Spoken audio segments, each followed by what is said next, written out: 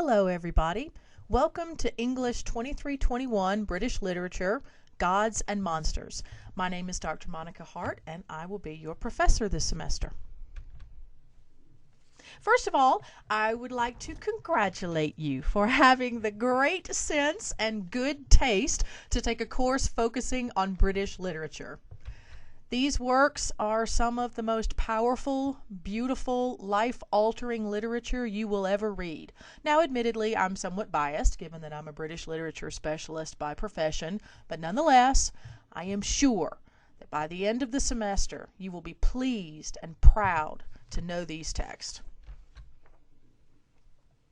In this course, we will investigate some of the most famous villains ever created. Grendel from Beowulf and his equally infamous mother, Shakespeare's Macbeth and, of course, the Three Witches, Satan, as imagined by one of the greatest poets of all time, John Milton, Frankenstein's creature, Mr. Hyde from The Strange Case of Dr. Jekyll and Mr. Hyde, and Dracula, Vlad Dracula from Bram Stoker's Dracula. We will be focusing on the intersections between creation and destruction, inspiration and desolation, divinity and monstrosity. Along the way, a few key questions will shape our inquiries.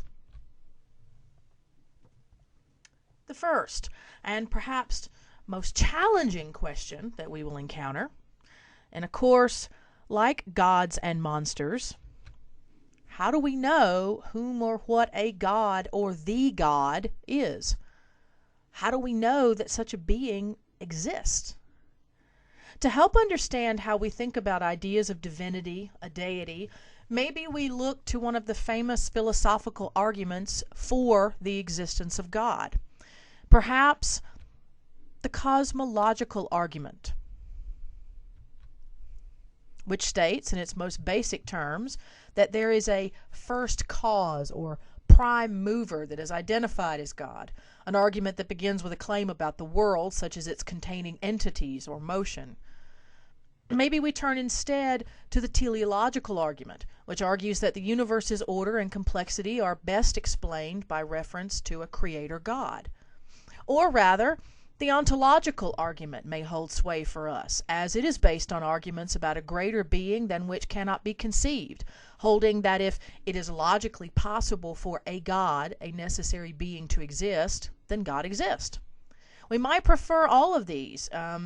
We might prefer Aquinas' argument from degree to all of these, or maybe the anthropic, or the moral, or the transcendental, all of which ultimately arrive at the same place: God exists.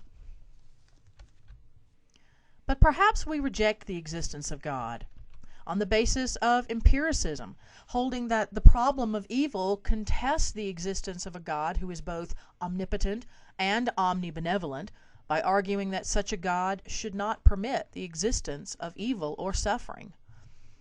Or perhaps we turn to the arguments concerning the contradictions within and between scriptures, or between scripture and known fact. It could be that we prefer an argument such as the one known as the omnipotence paradox, an argument that asks questions such as, can an omnipotent God create a boulder so big that he could not lift it? Maybe we like the no reason argument, one that tries to show that an omnipotent and omniscient being would not have any reason to act in any way, specifically by creating the universe, because it would have no needs, wants, or desires, being that these very concepts are subjectively human. We might like the historical induction argument, one which concludes that since most theistic religions throughout history, for example, ancient Egyptian religion, ancient Greek religion, and their gods ultimately come to be regarded as untrue or incorrect, all theistic religions, including contemporary ones, are therefore most likely untrue or incorrect. All of these arguments arrive at the same conclusion: God does not exist. Or maybe we've never considered seriously enough any of the arguments to say one way or the other, and God either exists or doesn't exist for us on the basis of familial and social training and or personal faith and belief. Whether or not God exists is a huge question, one that is both deeply intellectual and deeply personal for most of us, and it is largely beyond the scope of this course. But one thing that unites all believers and non-believers alike is this, and this is not incidental to the course. From the earliest moments of recorded human history, mankind has grappled with the idea of divinity, and these intellectual wrestlings are illustrated nowhere more clearly than in the artwork of any culture. For our purposes, we will be dealing with literature written in the British Isles from the earliest Middle Ages up until the end of the 20th century, quite a span of time, as well as the other works of art that these literary works have inspired. The next major question we'll address is, how do we decide that something or someone is a monster? What makes actions or deeds monstrous? The creature Grendel in Beowulf, the first text we'll read this semester, is an obvious example of a monster. He's described as a descendant of Cain, a demon. He's clearly not human, something other, something different. He makes no attempts to integrate himself into human society. In fact, he is bent on destroying the small human society near him. So maybe that's what makes a monster.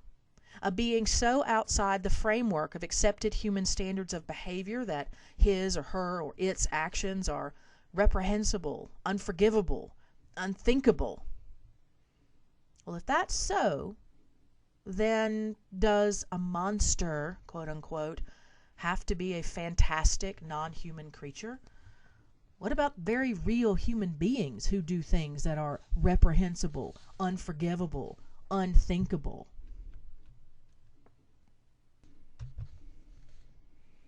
Adolf Hitler, leader of the National Socialist German Workers' Party, commonly known as the Nazi Party, an architect of one of the 20th century's most grotesque abominations, the systematic murder of as many as 17 million civilians, including an estimated 6 million Jews targeted in the Holocaust, between 500,000 and 1.5 million Roma, or commonly known as gypsies, including the children you see pictured here, who all died at the Auschwitz concentration camp.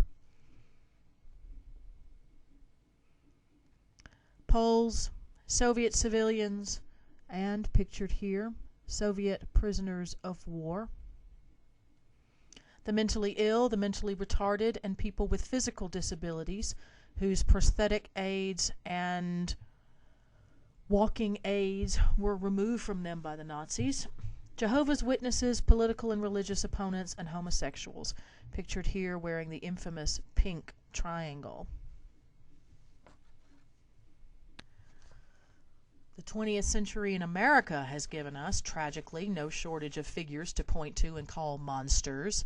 Serial killers Jeffrey Dahmer, Gary Leon Ridgway, Ted Bundy, Charles Manson, and Eileen Wuornos, whose life and crimes were the subject of a major motion picture starring Charlize Theron and Christina Ricci entitled Monster. In this course, we're going to deal with both sorts of monsters, those who take non-human form and those who are all too frighteningly human.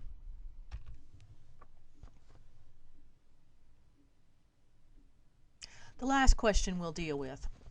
Why do monsters appear so frequently in literature?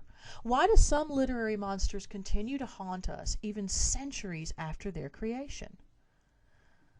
Why are we, hundreds of years later, still talking about certain monsters? Why does Frankenstein's creature show up on everything from cereal boxes to t-shirts to comic books to coloring books to little children's toys? Why are vampire novels, which owe much to Bram Stoker's Dracula, no matter what we may think of the modern incarnation, some of the most popular young adult novels in print today? Why do we keep gravitating back to these figures? What do they tell us about our fascinations and our fears? To answer these questions, we're going to read masterpieces from multiple genres and subgenres: epic poetry, the novel, lyric verse, tragedy, and, not surprisingly, probably drama, gothic, science fiction, and, yes, humor. I very much look forward to getting to know all of you this semester. I can't wait, seriously, to hear your thoughts and ideas and reactions to this collection of marvelous literature. See you soon.